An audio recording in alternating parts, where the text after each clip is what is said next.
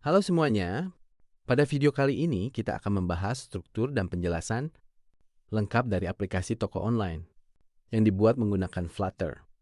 Aplikasi ini memiliki beberapa fitur utama seperti halaman pembuatan toko, login, register, dan dashboard penjual. Mari kita bahas satu persatu. Pertama-tama, mari kita lihat struktur folder proyek ini. Di dalam folder lib, kita memiliki folder pages yang berisi semua halaman aplikasi kita. Create_store_page.dart, halaman untuk membuat toko baru. Login page.dart, halaman login. Register page.dart, halaman registrasi.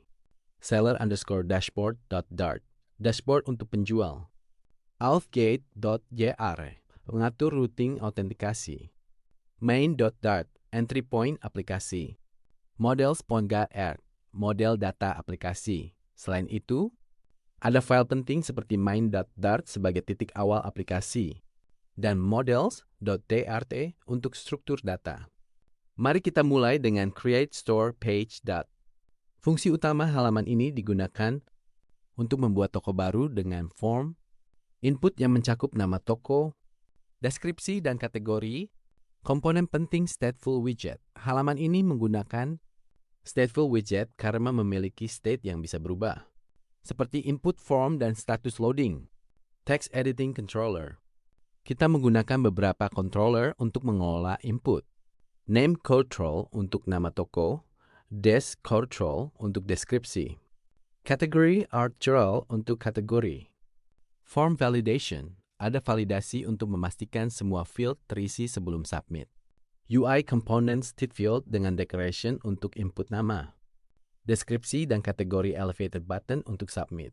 Circular progress indicator untuk loading state, konsep penting. Menggunakan set it untuk update UI saat loading. Error handling dengan try catch. Navigator untuk berpindah halaman setelah berhasil.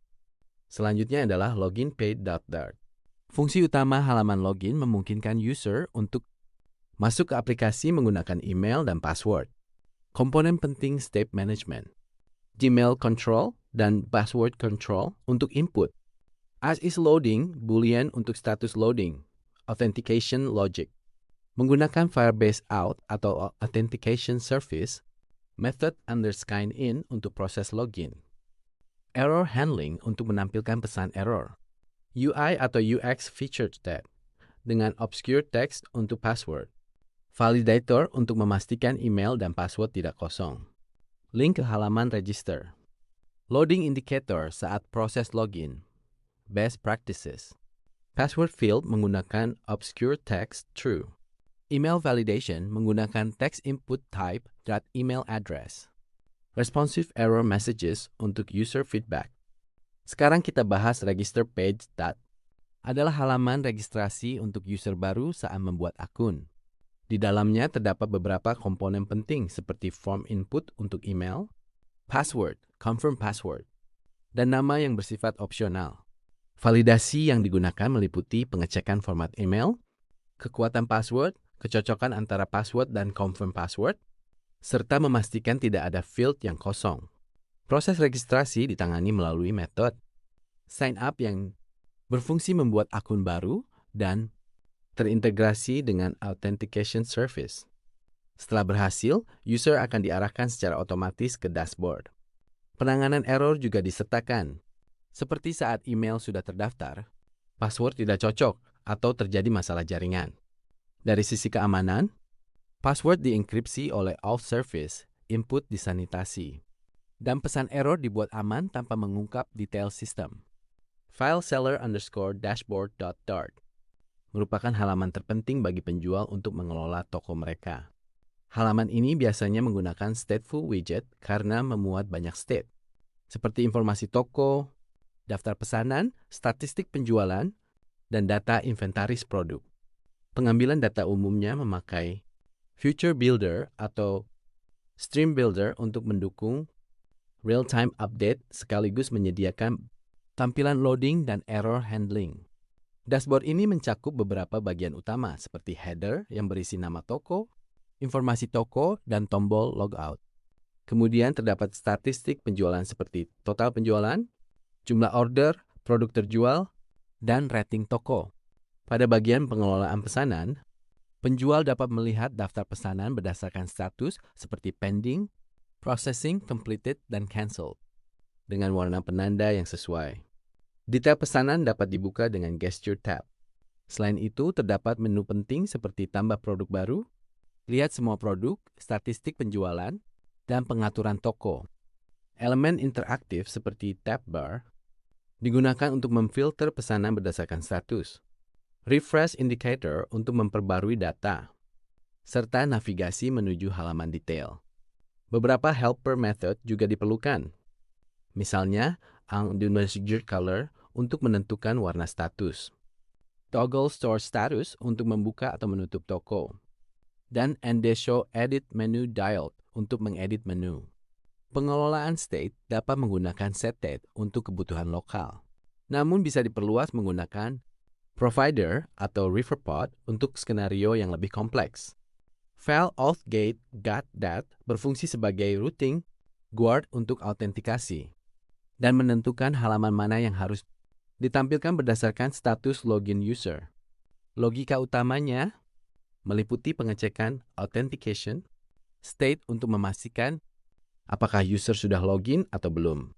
Jika user sudah login, maka aplikasi akan langsung mengarahkan ke halaman dashboard. Sedangkan jika belum, maka user diarahkan ke halaman login. Proses ini biasanya menggunakan Stream Builder untuk memantau perubahan, autentikasi secara real-time. Di dalamnya terdapat beberapa komponen penting seperti Auth-Stream Listener yang berfungsi memonitor status autentikasi, mekanisme conditional rendering untuk menampilkan halaman sesuai kondisi user, serta tampilan loading state ketika sistem sedang memeriksa status login. File ini sangat penting karena menjadi lapisan keamanan pertama, mencegah akses tanpa izin, serta memberikan pengalaman yang lebih mulus melalui mekanisme auto-redirect. File models.jar berisi struktur data utama yang digunakan dalam aplikasi. Di dalamnya terdapat berbagai model, kelas yang memudahkan pengelolaan dan manipulasi data. Salah satu model utamanya adalah menu yang memiliki atribut seperti ID, store ID, name, price, dan is available.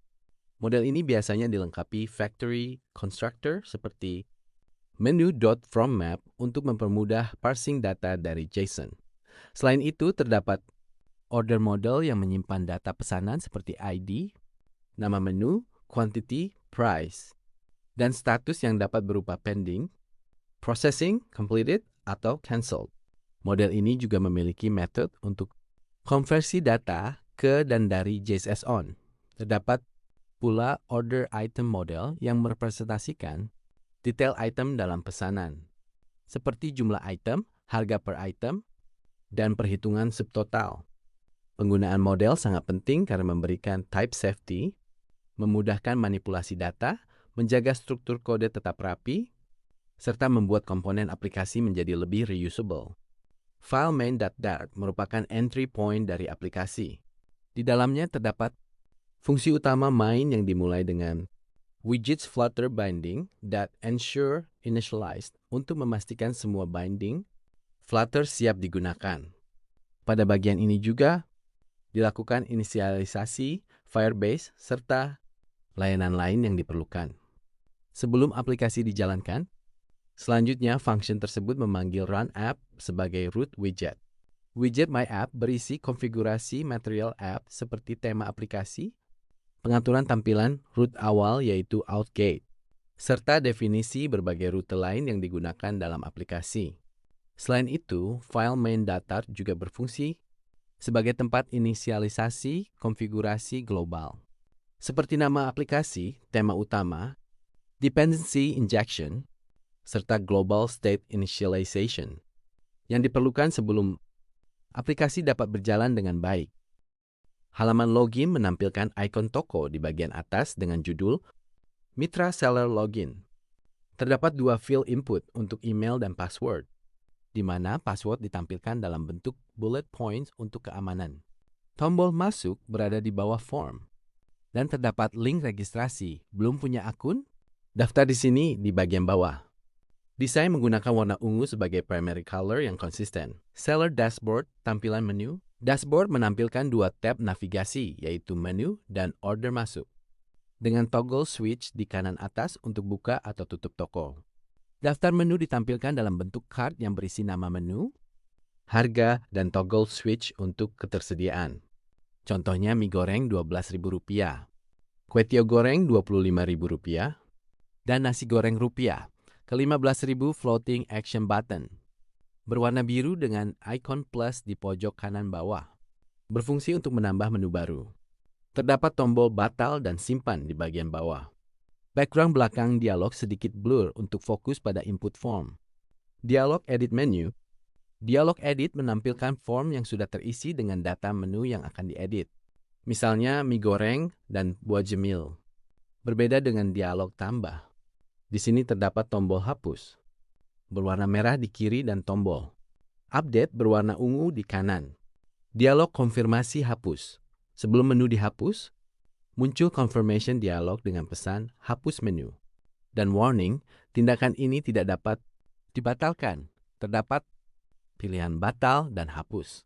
Berwarna merah. Dialog ini muncul di atas dialog edit yang terlihat blur di background. Mengikuti best practice untuk destructive action.